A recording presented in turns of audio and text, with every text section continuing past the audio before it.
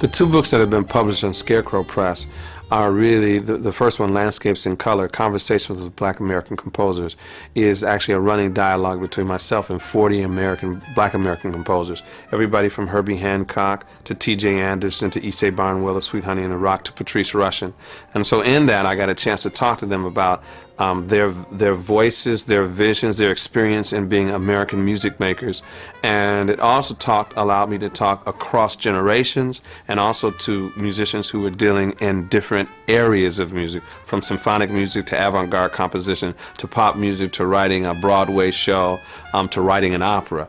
And so it was a very, very a compelling discussion with them, and a book that hadn't been published like that before. There was one, David Baker's The Black Composer Speaks, and this is a follow-up version of that, and that was in 1978, and Landscapes came out in 2002, so that first book was really wonderful.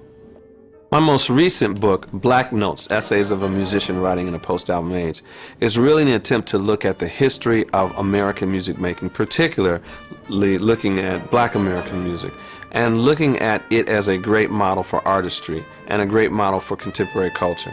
So I asked the question, if you look at this music, which if you look starting with the spirituals and the blues and moving up to jazz and gospel and rock and roll and hip-hop and R&B, we have a wonderful historical trajectory here, a great model of people moving through this music, great artistry, and how it helped to advance a kind of American cultural idea.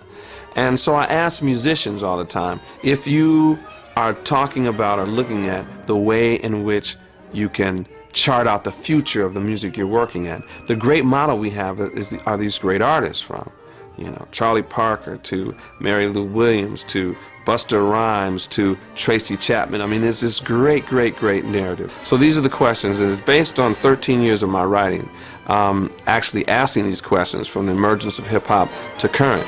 And it's an exciting discussion. It's not always a comfortable discussion in this book, though, because I make some charges against the industry, and I call accountability into question, or I call artists into accountability on some of these issues, and the industry, and educators. And so the book acts as a history book, but it's also a kind of taking the pulse, as it were, of what the issues are currently today in